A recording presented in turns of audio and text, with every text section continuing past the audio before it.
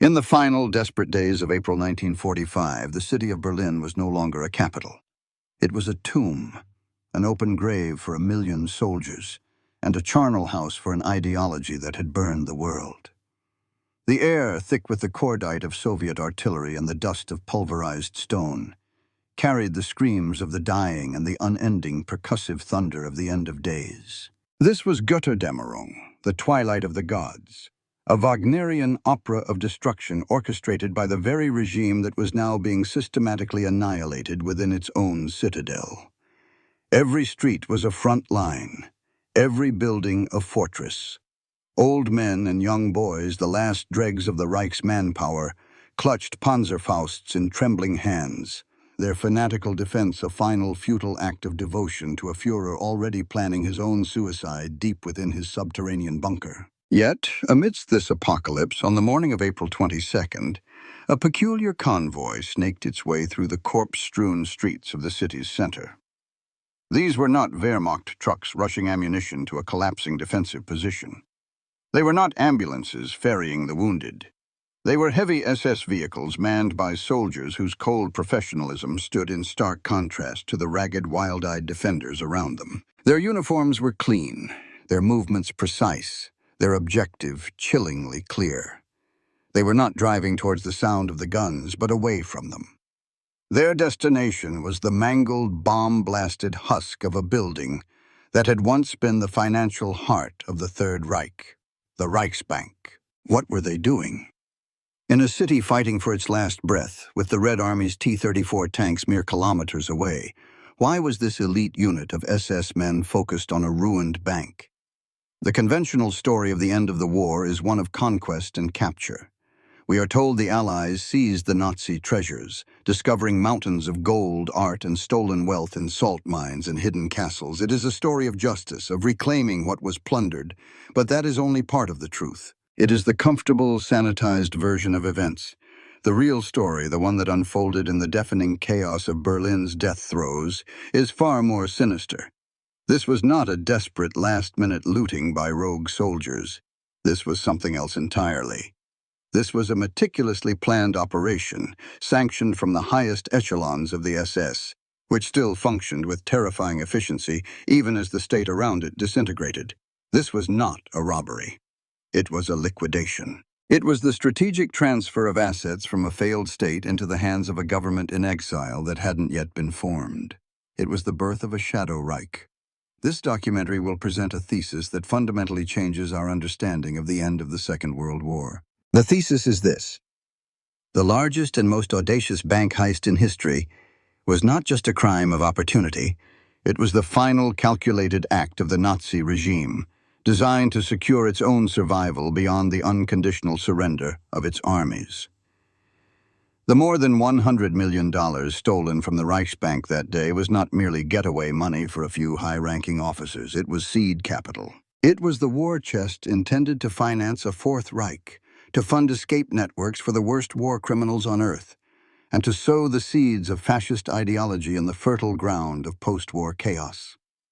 The gold found in the Merkers mine was a decoy, a spectacular but ultimately misleading treasure trove that distracted the world from the far more liquid, far more dangerous assets that were being spirited away in the dark. This is the story of how the war didn't truly end in May 1945. For a select group of unrepentant mass murderers, it simply entered a new, more clandestine phase. This is the story of the money that fueled the Nazi ghost, a specter that would haunt the world for decades to come. And it all begins with an act of brazen theft, committed by the state against itself in the heart of a dying empire. The men who stormed the Reichsbank on April 22nd were not common thieves. They were the architects of the Holocaust, the enforcers of a police state, and they were now acting as the executors of its will. Their leader, SS Colonel Joseph Spasil, was a wanted war criminal, a man whose hands were already stained with the blood of innocents in the occupied Netherlands. He was not a man given to panic or sentiment.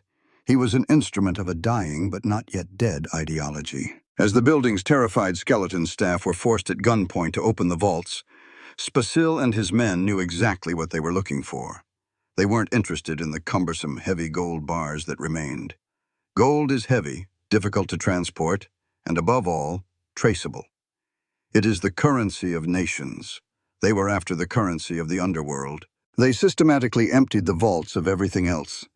Bundles of foreign currency from a dozen conquered nations, diamonds stripped from the fingers of their victims in Amsterdam, priceless jewelry, negotiable bearer bonds that could be cashed anywhere in the world with no questions asked. This was a portfolio designed for speed, for stealth, and for anonymity. It was the financial toolkit of a global terrorist network. As they loaded their trucks, the very air vibrating with the proximity of the Soviet onslaught, they were carrying out an act of staggering audacity. They were robbing the central bank of a G7 nation in broad daylight during the final battle for its capital city. The historical significance of this moment cannot be overstated. It represents the precise point of transition, the moment the Third Reich ceased to be a geographical entity and became a transnational criminal enterprise. The state was dissolving, but the organization, the SS, was simply adapting its business model. For 12 years, their business had been state-sanctioned terror, plunder, and genocide. Now, with the state apparatus gone, they were privatizing their operations. They were taking their blood-soaked severance package and preparing to set up shop elsewhere. This heist was the bridge between the battlefields of Europe and the rat lanes to South America, between the concentration camps of Poland and the quiet, comfortable retirements of mass murderers in Madrid and Buenos Aires. It was the missing link in the chain of events that explains how so many of the Third Reich's most monstrous figures managed to simply vanish, only to re-emerge years later, inexplicably wealthy and untouchable. The world believed that with Hitler's death and Germany's surrender, the monster had been slain. But in reality, the monster had simply liquidated its assets and gone underground. The money was its lifeblood, and the heist at the Reichsbank was the transfusion that would keep it alive for another generation. The popular myth of the Nazi treasure is one of buried chests, forgotten caches, and sunken U-boats filled with gold. It's a narrative shaped by Hollywood films and sensationalist books, a romanticized vision of a scavenger hunt for the Reich's lost fortune. The central pillar of this myth is the story of the Merkers salt mine. In the spring of 1945, General Patton's Third Army stumbled upon a discovery so vast, so mind-boggling, that it seemed to confirm every rumor about the sheer scale of Nazi plunder. Deep beneath the Thuringian countryside, in a sprawling potassium mine, they found a king's ransom. Room after room stacked to the ceiling with gold bars, bags of gold coins, and crates filled with priceless art looted from every museum in Europe. There were over 100 tons of gold, thousands of bags of currency, and a treasure trove of stolen masterpieces. The total value, even then, was estimated at over $500 million, a figure that translates to billions today. The discovery at Merkers was a monumental victory for the Allies.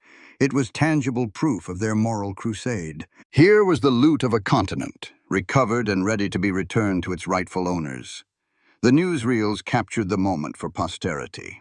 American GIs, their faces a mixture of awe and disbelief, standing atop a mountain of Nazi gold. The image was powerful, definitive. It created a narrative of closure. It suggested that the Allies had successfully decapitated the Nazi war machine, not just militarily, but financially. The treasure had been found. The books were closed. This became the accepted story, the dominant myth. It allowed the world to believe that the economic engine of Nazism had been seized and shut down. But this belief, comforting as it was a dangerous illusion. The treasure at Merkers, while immense, was a distraction. It was the magician's left hand, drawing the audience's gaze while the right hand performed the real trick. The real story was not about the gold in the mine. It was about the far more versatile wealth that had been left behind in the burning cauldron of Berlin. To understand how this grand deception was possible, we must rewind to the beginning of 1945. The Third Reich, an empire that was supposed to last 1,000 years, was entering its final 100 days. On the Eastern Front, the Soviet juggernaut, having weathered the storm of Operation Barbarossa, was now an unstoppable force of vengeance. Millions of battle-hardened soldiers, fueled by a righteous fury born of unspeakable suffering, were pushing relentlessly towards Berlin. In the west, the Allied forces, having broken out from Normandy and survived the last-gasp German offensive in the Ardennes, were crossing the Rhine. The Reich was being squeezed in a colossal strategic vice, its armies shattered, its cities reduced to rubble by an air campaign of unprecedented ferocity. Inside Germany, the carefully constructed facade of invincibility had crumbled, replaced by a grim, nihilistic fanaticism. The Nazi leadership, trapped in the paranoid echo chamber of Hitler's bunker, was increasingly detached from reality. Yet one institution continued to function with a semblance of order: the Reichsbank. Under its president, Walter Funk, a loyal but ultimately weak Nazi apparatchik, the bank had served as the financial clearinghouse for the Reich's continental larceny. For years, a river of stolen wealth had flowed into its vaults. The national gold reserves of conquered nations like Belgium, the Netherlands, and Czechoslovakia were absorbed into Germany's own. The assets of Jewish families, from their bank accounts and businesses to the gold fillings pried from their teeth in the death camps, were methodically collected, melted down, and stamped with the eagle and swastika. The Reichsbank was more than a central bank. It was the repository of a continent's stolen soul. But on February 3, 1945, the war came directly to the bank's doorstep. In a massive daylight raid, nearly 1,000 American B-17 bombers descended upon Berlin, dropping thousands of tons of high explosives on the city's governmental heart. The Reichsbank took several direct hits. Its upper floors were eviscerated, transformed into a twisted skeleton of steel and concrete. While its subterranean vaults, miracles of engineering, remained largely intact, the building itself was crippled. The attack served as a brutal wake-up call to the Nazi elite. Their stolen fortune was no longer safe in the capital. The war was lost, but the wealth, they believed, could still be saved. It was this realization that set the first domino falling. In a fit of paranoid fury, Hitler, now embracing a scorched earth policy encapsulated in his infamous Nero Decree, ordered that the Reich's most valuable assets be moved out of Berlin. The logic was twofold. First, it was to prevent the wealth from falling into the hands of the advancing Soviets, whom he viewed with a particular apocalyptic dread. Second, it was part of a vague, half-formed plan to fund a continued resistance from a national redoubt in the mountains of Bavaria and Austria. This Alpine fortress was more a myth than a military reality, but it provided the strategic justification for decentralizing the Reich's treasures. The Merkers salt mine, deep, secure, and located in central Germany, was chosen as the primary repository for the gold. The logistics of this operation were staggering. In the dead of night, convoys of trucks, escorted by the SS, began a series of clandestine journeys from Berlin to Merkers, transporting the life savings of entire nations. This decision, born of desperation, was a catastrophic strategic blunder for anyone hoping to preserve the Reich. By moving the vast, heavy bulk of the gold, Hitler and his cronies inadvertently created the perfect conditions for the heist that was to come. They had separated the most secure but least useful part of their treasure from the most liquid and dangerous part. They had, in essence, cleared the vaults of the heavy clutter, leaving behind the cash, the jewels, the portable, untraceable instruments of power. They had set the stage for Joseph Spasil, leaving the real prize vulnerable and exposed in a city that was about to be consumed by fire. The antagonist in this story was not just the Allied armies. It was the hubris and chaotic planning of the Nazi leadership itself. Their attempt to save everything led them to risk losing it all. And in doing so, they opened a door for the SS to salvage not the Reich's fortune, but its own. The myth of Merkers was born of this panic, a spectacular sideshow that perfectly concealed the main event unfolding in the ruins of Berlin. The turning point, the single event that shattered the myth of Allied recovery and set in motion the greatest unsolved mystery of the 20th century, was not a grand battle or a political decree. It was a calculated act of institutional betrayal, an internal coup executed while the house was burning down. The inciting incident was the moment the SS, the ideological Praetorian Guard of the Nazi state, decided to stop serving that state and begin serving only itself. It was the moment they looked at the chaos of a collapsing empire, not as a tragedy, but as an opportunity. As the Soviet rings tightened around Berlin in mid-April 1945, the city's chain of command had effectively dissolved. Communication was sporadic, authority was fragmented, and survival was the only coherent policy. In this power vacuum, one organization remained ruthlessly coherent: the SS, under the unseen direction of Heinrich Himmler, who was already attempting to negotiate a separate peace with the Western Allies, and his lieutenants like Ernst Kaltenbrunner, head of the Reich Main Security Office, or RSC. From their remote headquarters in Bavaria, they understood something Hitler, in his delusional bunker, did not. The war was over, but the struggle for the survival of their ideology, and more importantly themselves, was just beginning. They needed resources. They needed a war chest for a new kind of war, a war of shadows, assassinations, and political subversion. And they knew exactly where to find it. This is where SS Standartenführer Josef Spasil enters the narrative, not as a rogue officer, but as a chosen instrument of this new policy. To understand the heist, one must understand the man tasked to lead it. Spasil was no mere soldier. He was a product of the SS system, a true believer steeped in its brutal ideology. His wartime record was one of administrative terror. As a commander in the occupied Netherlands, he had been an integral part of the machinery of oppression and plunder, overseeing the very processes that stripped citizens of their rights and property. He was a bureaucrat of atrocity, a man who understood logistics, security, and the application of merciless force. This made him the perfect candidate. He was not a frontline general prone to grand gestures. He was a cold, efficient manager who could be trusted to execute a complex, high-stakes operation without emotion or error. He was also, critically, a wanted war criminal. For him, there was no possibility of a peaceful surrender or a quiet retirement. His only path to survival lay in the success of this mission. His personal desperation was perfectly aligned with the strategic desperation of the SS leadership. The order was given. On the 22nd of April, with Marshal Zhukov's artillery providing a deafening soundtrack, Spasil assembled his hand-picked unit. These were not conscripts from the Volkssturm. They were seasoned SS men, likely from the RSHA, men who understood the stakes and could be trusted with the secret. They commandeered trucks and drove through the inferno to the half-demolished Reichsbank. The scene that greeted them was surreal. The grand facade of the building was a hollowed-out shell, its windows like vacant eyes staring out at the destruction. But deep below ground, in the steel-reinforced vaults, a small contingent of bank employees still reported for duty, a testament to the bizarre persistence of German bureaucracy, even in the face of Armageddon. Spasil and his men, weapons drawn, descended into the subterranean levels. There was no negotiation. This was not a request.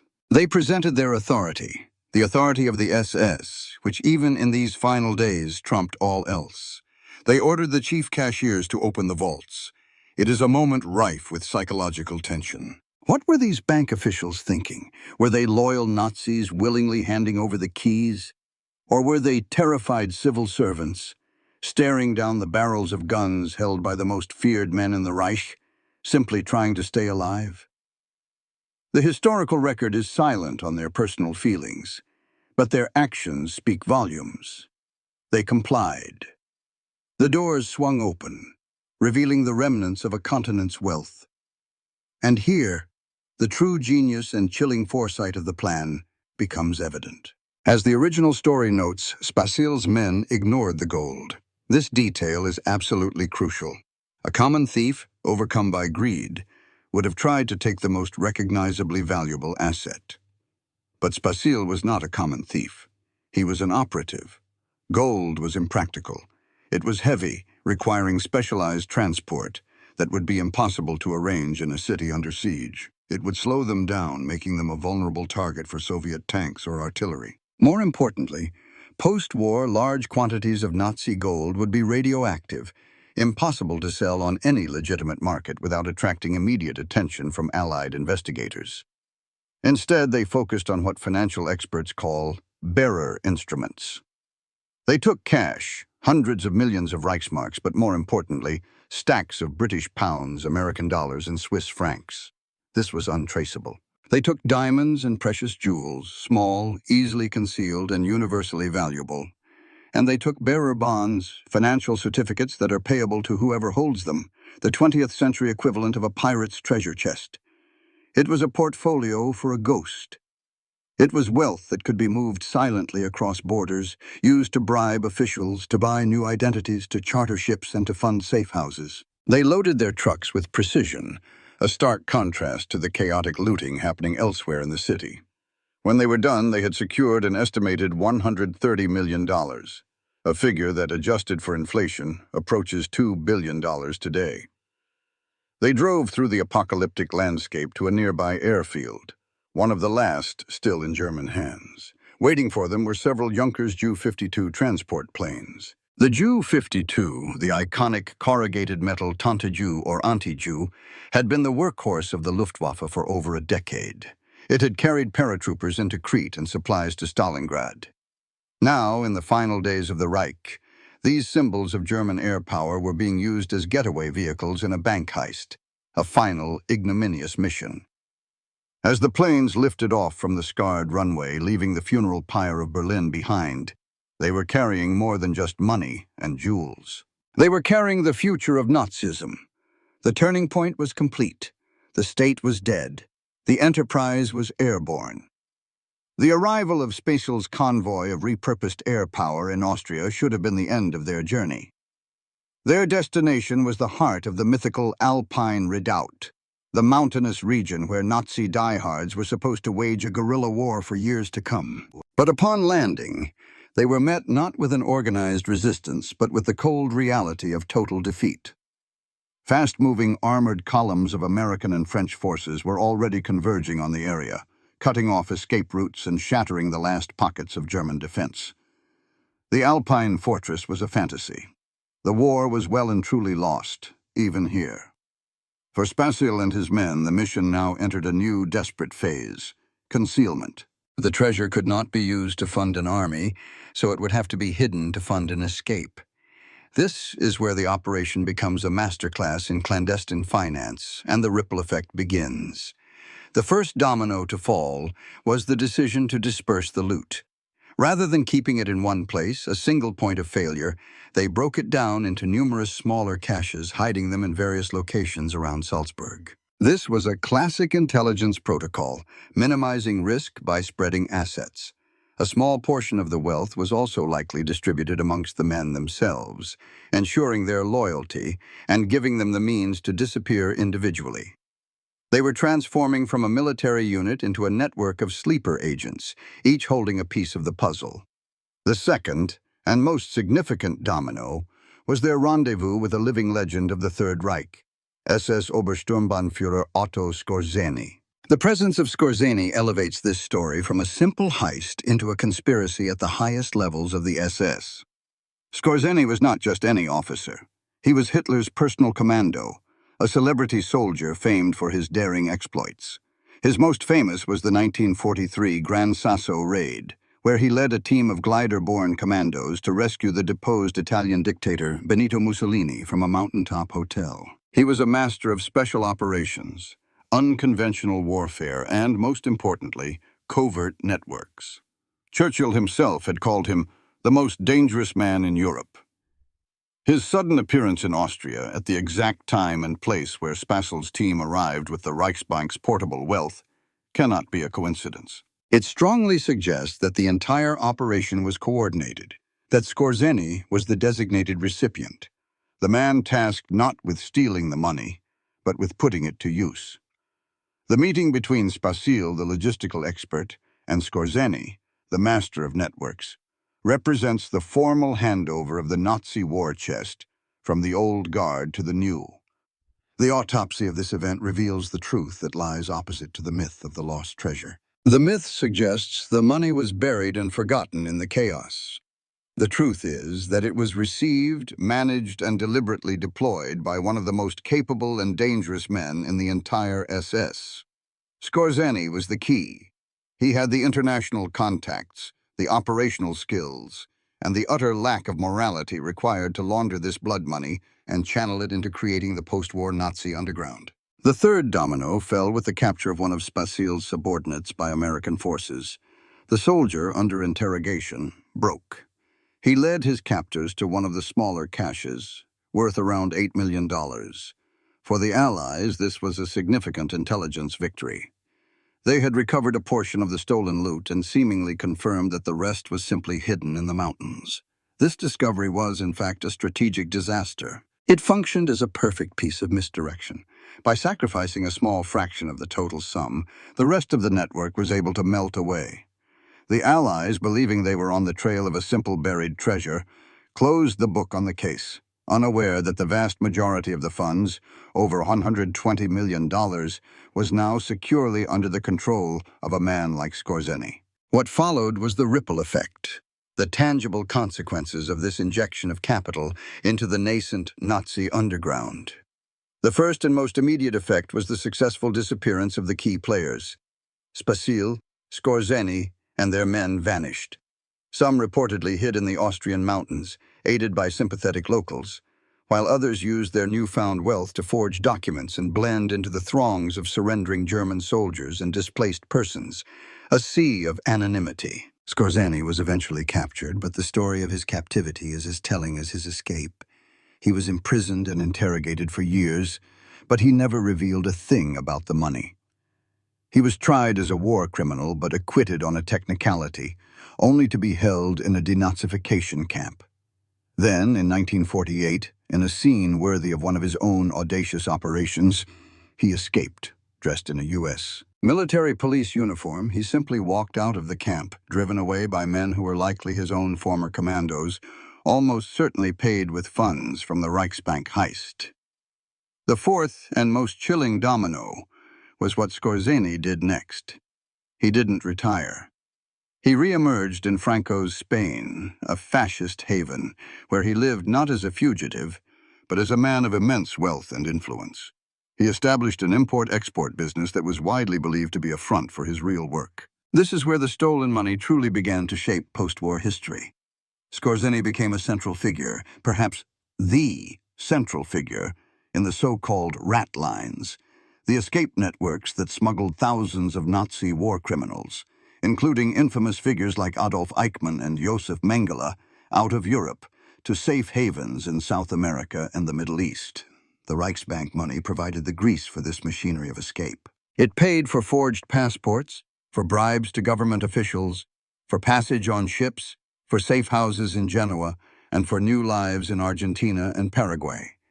Every dollar spent was another blow to the cause of justice. The Nuremberg trials, for all their symbolic power, could only prosecute the handful of leaders who had been captured. The heist allowed the vast middle management of the Holocaust to escape accountability. The ripple effect was not just financial, it was moral. It ensured that men who should have been hanged for crimes against humanity died peacefully of old age, surrounded by their families. Skorzeny, living in opulent luxury, became an advisor to foreign governments and a central node in a network of post-war neo-fascist movements. The money stolen from the ruins of Berlin had successfully funded the survival and propagation of the very evil the world had spent 6 years and 60 million lives trying to destroy. The legacy of the Reichsbank heist is not found in dusty archives or forgotten bank accounts. It is etched into the shadowy corners of post-war history, a toxic inheritance that poisoned the international landscape for decades. The nearly $6 billion in today's value that remains unaccounted for did not simply evaporate. It became a ghost currency that powered a malevolent ecosystem of extremism, espionage, and political instability. The long-term consequences of this single act of theft were profound, demonstrating that the end of a war is rarely a clean break, but more often a messy, lingering contamination. The first major legacy was the professionalization of evil. The money allowed the architects of the Third Reich to escape justice on an industrial scale. Networks like Odessa, often dismissed as a myth, were very real, even if they were less centralized than fiction suggests. They were loose confederations of true believers, and the Reichsbank loot provided their operating budget. This meant that the men who ran the concentration camps, who organized the deportations, who perfected the techniques of mass murder, were not only free, but were available for hire. Many of these escaped Nazis found new patrons in the burgeoning Cold War. They became advisors to authoritarian regimes in South America and the Middle East, teaching their brutal methods of internal security, torture, and population control to a new generation. Klaus Barbie, the butcher of Lyon, helped organize a coup in Bolivia. Walter Rolf, inventor of the mobile gas van, worked for Chilean intelligence under Pinochet. The skills honed in the service of the Reich were repackaged and sold to the highest bidder, and the stolen money was the bridge that allowed this transfer of expertise. The heist didn't just save criminals, it franchised their criminality. A second, more insidious legacy was the funding of neo-fascist and far-right political movements across Europe and beyond. While impossible to trace directly, it is inconceivable that a fortune controlled by a man like Otto Skorzeny was used solely for personal enrichment and escape routes. Skorzeny remained a committed, unrepentant Nazi until his death in 1975. He and his network used their vast, untraceable resources to support political parties that echoed the nationalist, anti-Semitic, and authoritarian rhetoric of the Third Reich. They provided funding, organizational expertise, and a connection to a glorious past that appealed to a disaffected fringe. The seeds of modern European far-right movements, which are seeing a troubling resurgence today, were watered with this stolen money. It was a long-term investment in the survival of an ideology. The universal lesson embedded in this story is a stark and timeless one. When a state or an ideological movement collapses, its most dangerous elements do not simply surrender and vanish. They metastasize. They transform. The SS, in its final days, underwent a metamorphosis from a state-sponsored organ of terror into a self-funding, non-state terrorist and criminal organization. This pattern is a blueprint we have seen repeated throughout history. When the Soviet Union collapsed, elements of the KGB and the Red Army didn't just become civilians. They used their skills, connections, and access to state assets to form the Russian Mafia, one of the most powerful criminal syndicates in the world. After the fall of Saddam Hussein's regime in Iraq, disenfranchised Ba'athist intelligence officers and military commanders formed the nucleus of the organization that would become ISIS. The Reichsbank heist is the archetypal example of this phenomenon. It teaches us that the death of a regime creates a power vacuum, and into that vacuum rush its most ruthless operatives, armed with the state's secrets and its cash. This brings us to the chilling modern parallels. Today, we live in an age of fragile states, hybrid warfare, and powerful non-state actors. We see terrorist groups funding their operations through the control of oil fields and the looting of antiquities, functioning like quasi-states. We see oligarchs looting their nation's treasuries and hiding the wealth in a global network of shell companies and offshore accounts, using that money to exert political influence far beyond their borders. The techniques employed by Joseph Spasile and Otto Skorzeny, the focus on liquid, untraceable assets, the use of front companies, the creation of clandestine international networks, are the standard operating procedure for the modern global criminal. The story of the Reichsbank is not just a historical curiosity. It is a foundational text for understanding the dark intersection of state collapse, ideology, and transnational crime that defines so many of the world's current conflicts. In the end, the mystery of the missing Nazi fortune is compelling not because of the allure of lost gold, but because of the questions it forces us to ask about the nature of evil and the persistence of ideology. The money itself has likely long since been spent, laundered, and integrated into the legitimate global economy. Its journey is over. But the work it did, the evil it enabled, continues to cast a long, dark shadow. It protected murderers, sustained a hateful ideology, and helped ensure that the promise of never again would be a constant, ongoing struggle rather than a settled victory. The final haunting image is not of a vault full of gold, but of an old man, a former SS officer, living out his days in a sun-drenched villa, his comfortable retirement paid for with the blood and treasure of a ravaged continent. The heist at the Reichsbank was the ultimate act of Nazi plunder. In their final moments, they stole not only the wealth of their victims, but also something far more valuable: accountability. They stole justice itself, and in doing so, they left us with a powerful, disturbing lesson. that the end of a war is not always the beginning of peace. Sometimes it is merely the beginning of a new, quieter, and more patient kind of war, funded by the ghosts of the old one. The battle against that shadow continues to this day.